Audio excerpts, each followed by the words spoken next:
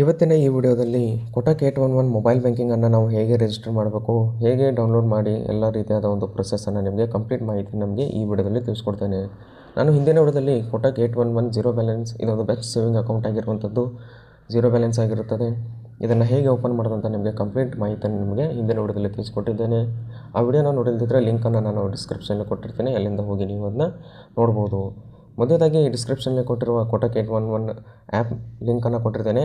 ಆ ಪ್ಲೇಸ್ಟೋರಿಂದ ಆ್ಯಪ್ನ ಡೌನ್ಲೋಡ್ ಮಾಡಿಕೊಂಡು ಓಪನ್ ಮಾಡ್ಕೊಳ್ಳಿ. ಓಪನ್ ಮಾಡಿದ ನಂತರ ಈ ರೀತಿಯಾದ ಒಂದು ಇಂಟರ್ಫೇಸ್ ಬರುತ್ತೆ. ಅದಾದ ನಂತರ ನಿಮ್ಮ ಲ್ಯಾಂಗ್ವೇಜನ್ನು ಸೆಲೆಕ್ಟ್ ಮಾಡಬೇಕು. ಇಂಗ್ಲೀಷ್ ಅಂತ ಸೆಲೆಕ್ಟ್ ಮಾಡಿದ್ದೇನೆ ನಾನು.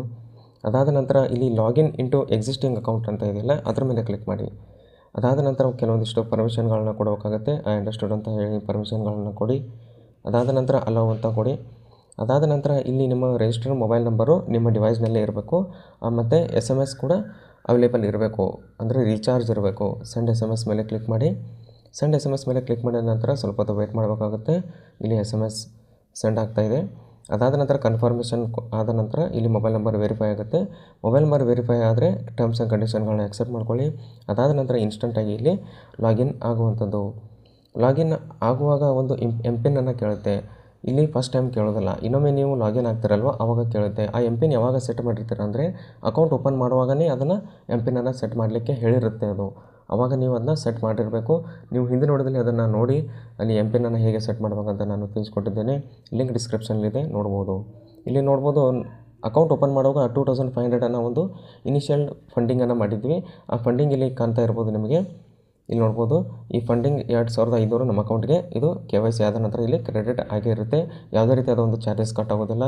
ನೀವೇನಾದರೂ ಡೆಬಿಟ್ ಕಾರ್ಡ್ ಅಪ್ಲೈ ಮಾಡಿದರೆ ಆ ಥರದ ಒಂದು 400 ರೂಪೀಸ್ ಚಾರ್ಜಸ್ ಕಟ್ ಆಗುತ್ತೆ. ನಾವು ವರ್ಚುವಲ್ ಕಾರ್ಡನ್ನು ಮಾಡಿದ್ದೇವೆ. ನಿಮಗೆ ಬೇಕಾದರೆ ಡೆಬಿಟ್ ಕಾರ್ಡ್ ಬೇಕಾದರೆ ತರಿಸ್ಕೋಬೋದು. ಇಲ್ಲಿ ಮೇಲ್ಗಡೆ 55% ಸೆಟಪ್ ಅಂತ ಇದೆಯಲ್ಲ, ಅದ್ರ ಮೇಲೆ ಕ್ಲಿಕ್ ಮಾಡಿ.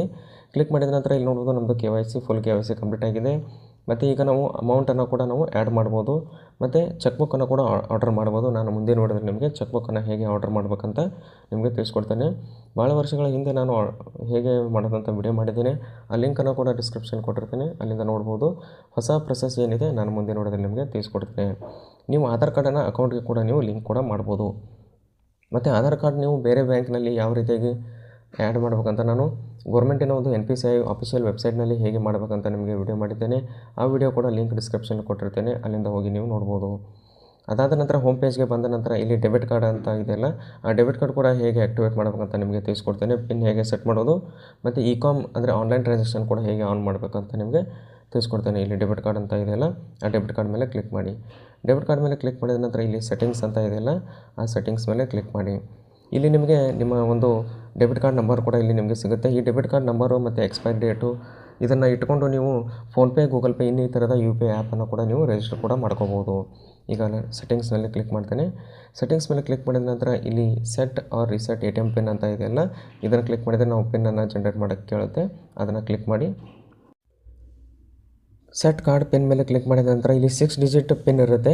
ಎಲ್ಲ ಬ್ಯಾಂಕ್ಗಳು 4 ಡಿಜಿಟ್ ATM ಕಾರ್ಡ್ ಪಿನ್ ಇರುತ್ತೆ, ಆದರೆ ಕೋಟಕ್ ಮಹೀಂದ್ರ ಅದು 6 ಡಿಜಿಟ್ ಇರುತ್ತೆ. ಇದನ್ನು ನೀವು ನೆನಪಿನಲ್ಲಿ ಇಟ್ಕೊಳ್ಳಿ. 6 ಡಿಜಿಟ್ ಪಿನ್ನು ನೀವು MPIN ಇಟ್ಟರೂ ಕೂಡ ನಡೆಯುತ್ತೆ. ಇದು ಬೇರೆ ಇಟ್ಟರೆ ತುಂಬ ಸೆಕ್ಯೂರಿಟಿ ಪರ್ಪಸ್ಗಾಗಿ ಇದು ಒಳ್ಳೆಯದಂತ ನಾನು ಹೇಳ್ತೇನೆ. ಇದನ್ನು 2 ಸರ್ತಿ 6 ಡಿಜಿಟ್ ಹಾಕಬೇಕು. ಹಾಕಿ ಕನ್ಫರ್ಮ್ ಮೇಲೆ ಕ್ಲಿಕ್ ಮಾಡಿ. ಕನ್ಫರ್ಮ್ ಮೇಲೆ ಕ್ಲಿಕ್ ಮಾಡಿದ ನಂತರ ಇಲ್ಲಿ ಒಂದು OTP ಸೆಂಡ್ ಮಾಡ್ತಾರೆ. OTP ಆದ ನಂತರ ಇಲ್ಲಿ ನಿಮ್ಮ ATM ಕಾರ್ಡ್ ಪಿನ್ ಸೆಂಡ್ ಆಗುತ್ತೆ. ಅದಾದ ನಂತರ ಇಲ್ಲಿ ಕಾರ್ಡ್ ಕಂಟ್ರೋಲ್ಸ್ ಅಂತ ಇದೆಯಲ್ಲ, ಅದ್ರ ಮೇಲೆ ಕ್ಲಿಕ್ ಮಾಡಿ. ಕಾರ್ಡ್ ಕಂಟ್ರೋಲ್ಸ್ನಲ್ಲಿ ನಾವು ಇದು ಡೊಮೆಸ್ಟಿಕ್ ಅಂದರೆ ನಾವು ಇಂಟರ್ನ್ಯಾಷನಲ್ ಅಂದರೆ ಇಂಟರ್ನ್ಯಾಷನಲ್ಲು, ಡೊಮೆಸ್ಟಿಕ್ ಅಂದರೆ ಇಂಡಿಯಾದಲ್ಲಿ. ಇಲ್ಲಿ ನೋಡ್ಬೋದು ಪಾಯಿಂಟ್ ಆಫ್ ಸೇಲ್ ಅದು ಆನ್ ಇರುತ್ತೆ, 1 ಲಕ್ಷದವರೆಗೆ ಮಾಡ್ಬೋದು. ಮತ್ತು ಆನ್ಲೈನ್ ಇ-ಕಾಮರ್ಸ್ ಇರುತ್ತಲ್ಲ, ಇದು ಆಫ್ ಇರುತ್ತೆ. ಇದನ್ನು ಆನ್ ಮಾಡಲಿಲ್ಲ ಅಂದರೆ ನಾವು ಆನ್ಲೈನ್ ಟ್ರಾನ್ಸಾಕ್ಷನ್ ಮಾಡೋಕ್ಕಾಗಲ್ಲ.